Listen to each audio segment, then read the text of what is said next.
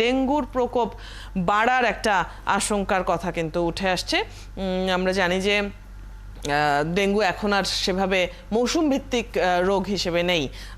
চলুন আরো একটু পরিষ্কার বুঝে নেই। আমাদের সাথে কীটতত্ত্ববিদ অধ্যাপক ডক্টর কবিরুল বাশার যুক্ত আছেন এই মুহূর্তে। শুভ সকাল, স্বাগত জানাচ্ছি আপনাকে একাত্তর সকালে। এই যে বলা হচ্ছে ডেঙ্গুর প্রকোপ বাড়ার শঙ্কা, সেটি আসলে বিকাশে কম খরচে ক্যাশ আউটের লিমিট বেড়ে 50,000, প্রিয় এজেন্টও 2টা। কোন সময় বাড়ার শঙ্কা? মানে সামনে বর্ষাকাল এলে তো আসলে আমরা আশা করছিলাম যে ডেঙ্গুর প্রকোপ কমবে, কিন্তু সেটি বাড়ার শঙ্কা বলা হচ্ছে। এটি কোন সময়ের জন্য বা নির্দিষ্ট কোনো সময় সীমায় বাড়বে বলে আশঙ্কা করা হচ্ছে কি? ধন্যবাদ আপনাকে, ধন্যবাদ জানাই একাত্তর টেলিভিশনকে। ডেঙ্গু নিয়ে আলোচনা তারা বরাবরই করে থাকে, মানুষকে সচেতন করার চেষ্টা করে। আসলে বাংলাদেশে একটা সময় ডেঙ্গুর কিছু মৌসুম ছিল। সেই মৌসুমটি ছিল জুলাই, আগস্ট, সেপ্টেম্বর এবং অক্টোবর, এই 4টি মাস। কিন্তু 2023 সাল থেকে আমরা যেটি দেখছি, ডেঙ্গু আর এখন মৌসুম মেনটেন করছে না, সারা বছরই ডেঙ্গু হচ্ছে। এখনো ডেঙ্গু রোগী আছে, মুগদা হাসপাতালে ডেঙ্গু রোগী প্রায় মানে ওয়ার্ডটি পরিপূর্ণ। এই মুহূর্তে আমরা যেটি দেখছি, বাংলাদেশের ইতিহাসে আপনারা জানেন যে সবচেয়ে বেশি ডেঙ্গু হয়েছিল 2023 সালে। 2023 সালে 3,21,179 জন মানুষ সরকারি হিসাবে ডেঙ্গুতে আক্রান্ত হয়েছে এবং 1,705 জন মানুষ মারা গিয়েছে। এর আগে 22 বছরেও এই সংখ্যাটা টোটালি হয়নি। 22 বছরের যোগফল 23 বছর, 2023-এ তার চেয়ে বেশি হয়েছে। কিন্তু 2024 সালের জানুয়ারি থেকে গতকাল পর্যন্ত আমরা যে ডেঙ্গু রোগী দেখছি, সেটি দেখছি 2023-এর চাইতে প্রায় দ্বিগুণ। আবার আমরা মাঠ পর্যায়ে এডিস মশা নিয়ে যে কাজগুলো করি, বিভিন্ন জায়গায় আমরা যে ফিল্ড ওয়ার্ক করি, এডিস মশার ঘনত্বের যে জরিপটি করি, সেখানে আমরা দেখতে পাচ্ছি যে এডিস মশার ঘনত্ব এবছর বেশি। এই সবকিছু মিলিয়ে আমরা একটি ফরকাস্টিং মডেল তৈরি করি। সেই মডেলে আমরা স্পষ্ট দেখতে পাচ্ছি 2024 সালে ডেঙ্গু রোগীর সংখ্যা অনেক বেশি হবে এবং আগামী মাস থেকে এটি বেশ বাড়া শুরু করবে। আপনি একটি কথা বলছিলেন যে দর্শক শ্রোতা যারা শুনছেন, তাদের জন্য বলি আমি যে আমাদের বৃষ্টি হওয়ার পরে আমাদের বাড়ির ভেতরে, বাহিরে, বিভিন্ন জায়গায় ছোট বড় যে পাত্রগুলো জমে থাকে, এই পাত্রগুলোতে পানি জমা হবে। পানি জমা হলেই সেখানে এডিস মশার প্রজনন হবে, আর এডিস মশার প্রজনন যখন বাড়বে তখন ডেঙ্গু বাড়া শুরু করবে। এজন্য যার অবস্থান থেকে নিজ নিজ বাড়ির আঙিনায় নিশ্চিত করতে হবে যেন কোথাও কোনো পাত্রে পানি জমা না থাকে, কারণ আমার পরিবার আমাকেই রক্ষা করতে হবে। আমরা যদি অন্য একজনের অপেক্ষায় থাকি, সেটি আমার জন্য মঙ্গল হবে না। এবার আমরা আসি যে আমরা তো ঢাকা শহরের কথাই এতদিন বলছি যে ঢাকা শহরে ডেঙ্গু রোগটি এন্ডেমিক।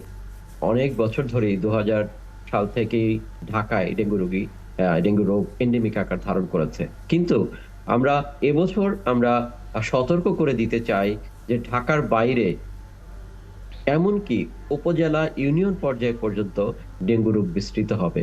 কারণ বাংলাদেশের সব জায়গাতেই অপরিকল্পিত নগরায়ন হয়েছে। আপনারা জানেন যে নগরের সাথে ডেঙ্গুর একটি সম্পর্ক আছে।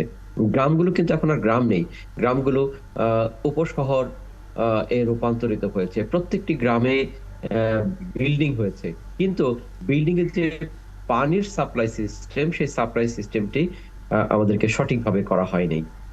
বিল্ডিং এর মধ্যে পানি, আমি অনেক জায়গায় ফিল্ডে গিয়ে দেখছি যে বিল্ডিং এর মধ্যে ড্রামে, বালতিতে পানি জমিয়ে রাখা হচ্ছে।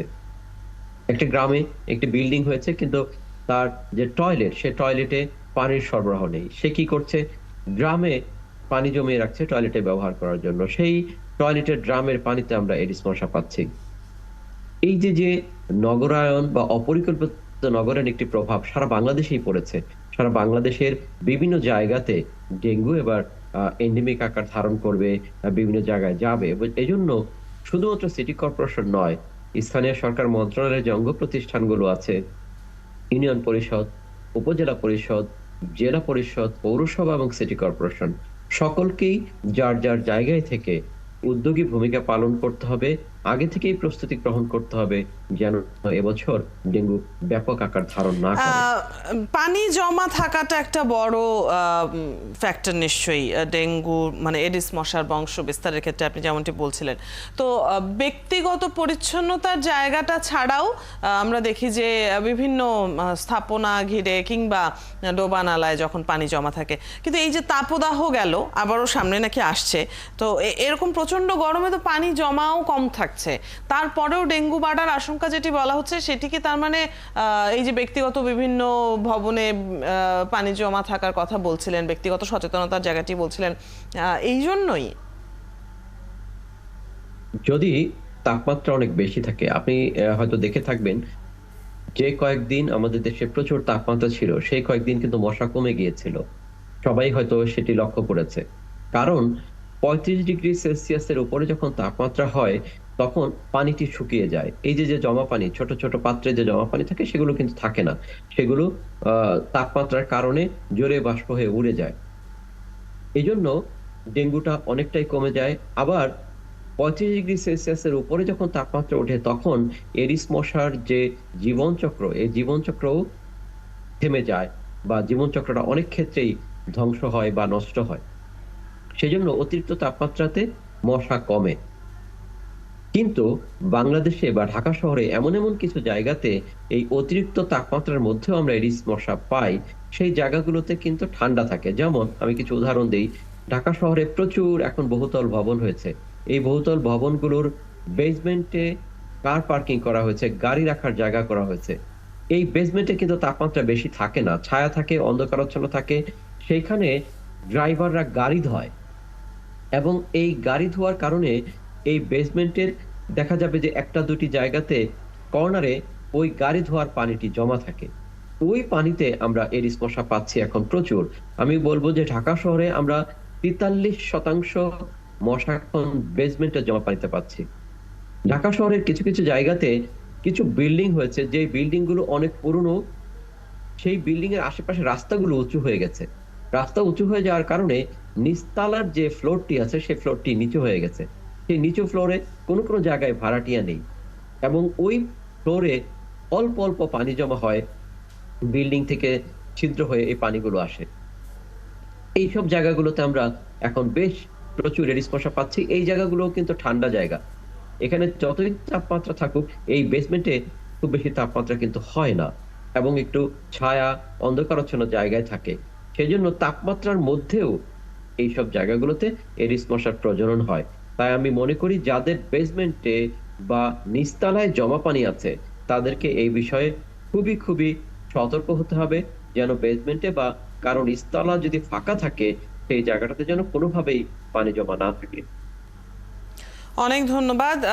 তারপরেও আশঙ্কার জায়গাটি যেহেতু রয়েই গিয়েছে, নিশ্চয়ই সাবধানতা অবলম্বন করার যে জায়গাগুলো আপনি উল্লেখ করছিলেন সেখানে সাবধানতা অবলম্বন করা, আর এই প্রচণ্ড গরমে মশা কমে গিয়েছিল বলে মশা নিধনের যে বিভিন্ন কার্যক্রম সেইগুলোতে গাফিলতি করার সুযোগ আসলে নেই, তেমনটি আমরা যা বুঝতে পারছিলাম আলোচনায়। ধন্যবাদ আপনাকে যুক্ত হবার জন্য।